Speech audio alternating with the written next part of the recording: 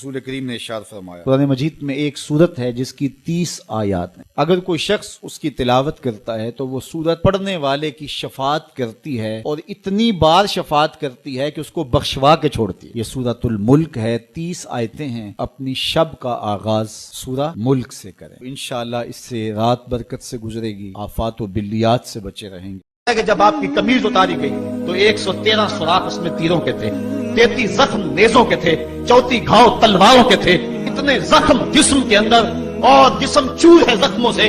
لیکن حضرت امام حسین نے جب پیشانی سجدے میں رکھی تو آخری لفظ یہ تھے، مالک تیری تقدیر پہ راضی ہو گیا ہوں، مالک زخم سے پہ بھی میں مسکرا رہا ہوں، مالک میں سب کچھ قبول کیا، حسین تیری رضا پہ راضی ہے، میرے مالک تو بھی بتا تو بھی حسین پہ راضی۔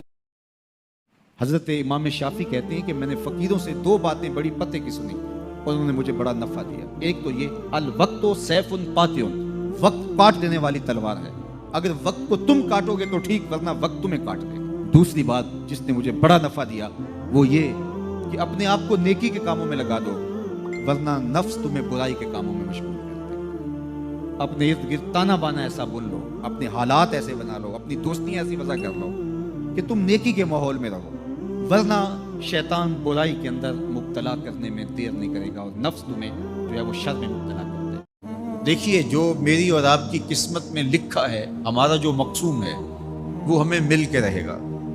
جب بچہ شکم مادر میں 120 دن کا ہوتا ہے، صحیح حدیث میں آتا ہے کہ اس کا رزق بھی لکھ دیا جاتا ہے، اس کی عمر بھی لکھ دی جاتی ہے، اس کا شقی و سعید ہونا بھی لکھ دیا جاتا ہے۔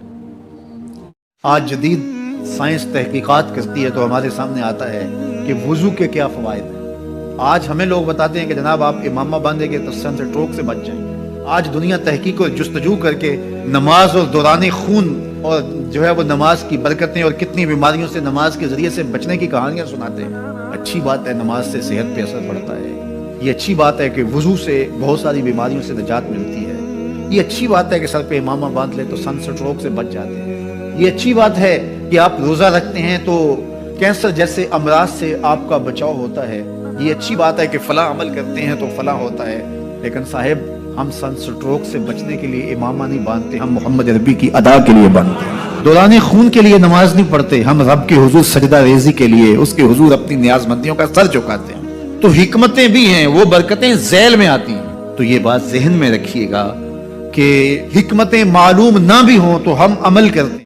آقا کریم نے ارشاد فرمایا کہ جو شخص گھر سے نکلتے ہوئے یہ دعا پڑھے، بسم اللہ توکلت علی اللہ ولا حول ولا قوت الا باللہ، تو حضور نے ارشاد فرمایا اللہ کی طرف سے اس کو یہ جواب دیا جاتا ہے کہ تجھے ہدایت عطا کر دی گئی اور تیرا اللہ کفیل ہو گیا اور تجھے ہر شر سے بچا لیا گیا اور شیطان کو تیرے راستوں سے ہٹا دیا گیا۔ کام کیا کرنا ہے؟ بسم اللہ توکلت علی اللہ ولا حول ولا قوت الا باللہ۔ ایک بچہ تھا، گھر سے روتا ہوا نکل گیا اور جنگلوں کے اندر آنسو بہاتا ہے۔ کوئی درویش ملا، اس نے کہا کیا ہوا؟ کہا مجھے اللہ سے بڑا ڈر لگتا ہے۔ تو کہا تمہارے دامن پہ تو گناہ ہی نہیں کہ بیٹے تم نے تو گناہ ہی کوئی نہیں کیے۔ تو کہا آج میں نے عجیب ماجرا دیکھا جس نے مجھے گھر سے نکال دیا۔ کہا کیا؟ کہا کہ میری ماں کھانا پکانے کے لیے چولہے میں آگ جلانے لگی تو اس نے لکڑیاں رکھی تو لکڑیوں کو آگ نہیں لگ رہی تھی، تو اس نے چھوٹی چھوٹی لکڑیاں توڑ کے پہلے نیچے رکھی اور پھر ان کو آگ لگائی، ان کو آگ لگی تو پھر بڑی لکڑیوں کو بھی لگی، تو میں روتا ہوا گھر سے بھاگ آیا ہوں جنگل میں، کہیں ایسا نہ ہو کہ قیامت کے دن بڑے بڑے مجرموں کو آگ نہ لگے تو چھوٹے چھوٹوں کو رکھ دیا جائے۔ تو جب خوف سرایت کرتا ہے تو یہاں عمر نہیں دیکھی جاتی،